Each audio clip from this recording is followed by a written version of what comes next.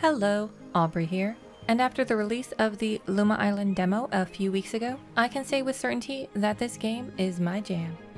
After 11 hours of playing through all 7 of the professions, I'm torn on which one to choose first once the full game is available on November 20th.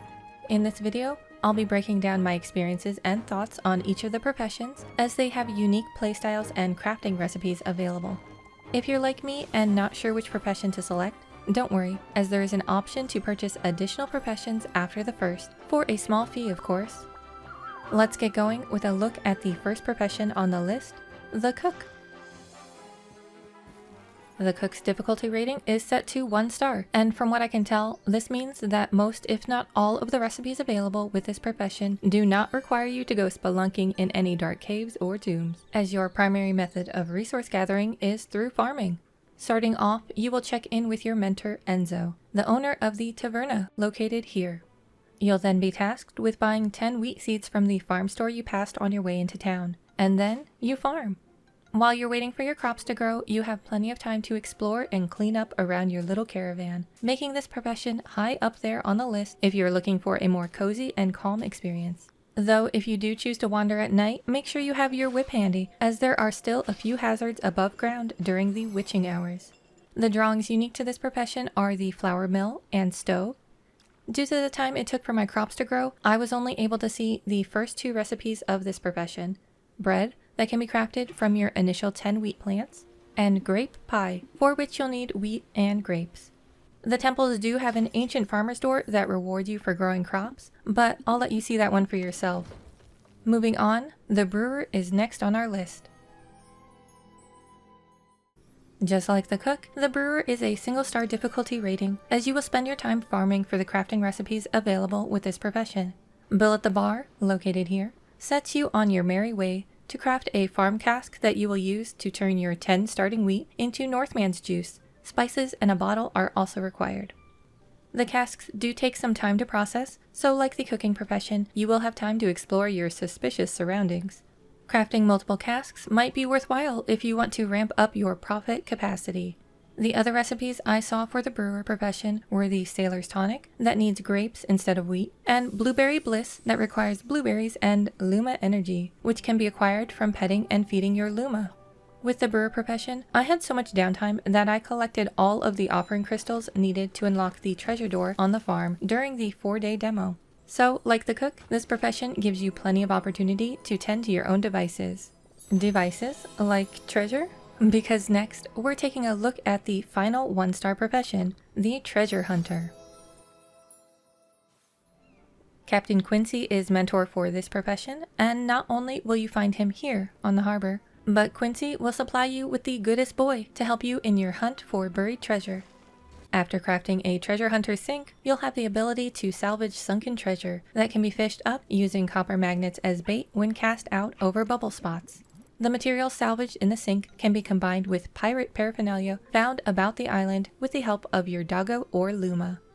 You'll craft the pirate's eye patch, the pirate's tricorn hat, pirate's legs, pirate's vest, and the pirate's flag, which was the last recipe I saw available in the demo.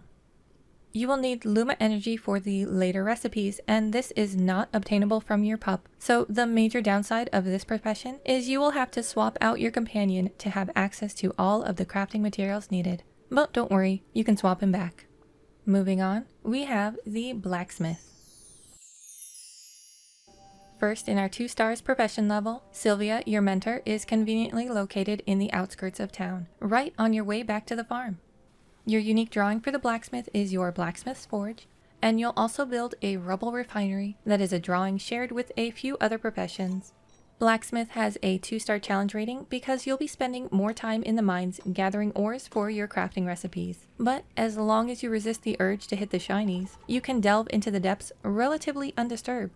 Like the other professions, you will need Luma Energy for the later recipes, and the recipes I saw available were the cog, spring, horseshoe, lock, and last but not least, the anchor.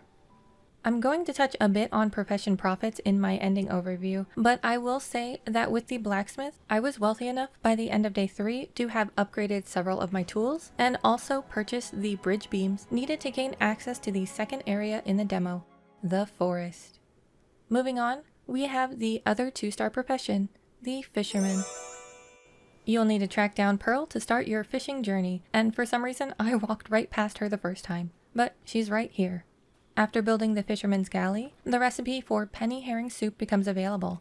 Next comes silver snapper sushi, grilled bass, mussel stew, and shrimp salad. For all of these dishes, you will need to catch specific fish that can be found around the island wherever the fish is visible. So load up your bait and start fishing next to the broken ship for the penny herring, in the waterfall pond by the caravan or near the rooster pedestal for the silver snapper, in the ocean past the green glowy tendrils for the gilded bass, and I managed to catch a few jellyfish just casting randomly into the ocean. Once a fish is caught, it takes a little while for another to appear in its place, so this is the perfect time to scour the beach for other needed ingredients. The fishing minigame is not too intensive, as you are just chasing the fish around with your bobber and then left mouse clicking to reel in once the fish is hooked. This profession was a bit slow for my liking, with the crafting recipes needing large quantities of ingredients, and I found myself longing for the dangers of the temple before too long. But that's an entirely personal preference. Next up, we have the one and only 3-star profession, the Jewelrycrafter.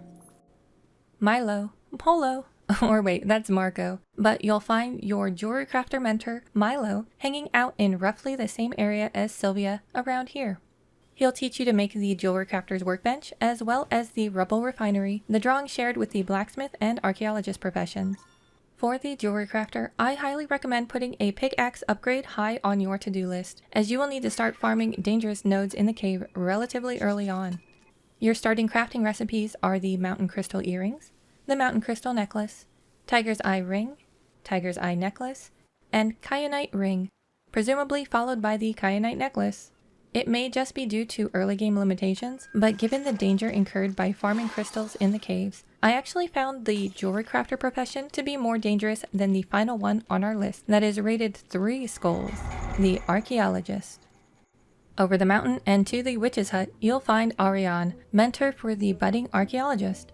This was the first profession I attempted, so I spent a lot of time being lost and wandering around the town before finding my way back home, where I placed down the Archaeologist's workbench and rubble refinery needed for this profession. To start crafting as an archaeologist, you need to make your way to the temple, where you enter a profession-locked door. The bracelet found inside must be carried all the way through the temple, and for this first one, you are given 2 chances to do so before losing the relic and needing to restart the run. This first temple is relatively benign, but I imagine they get harder further on in the game. As an archaeologist, you'll craft the Yucatali bracelet, the Yucatali necklace, Yucatali ring, and Yucatali chalice to start.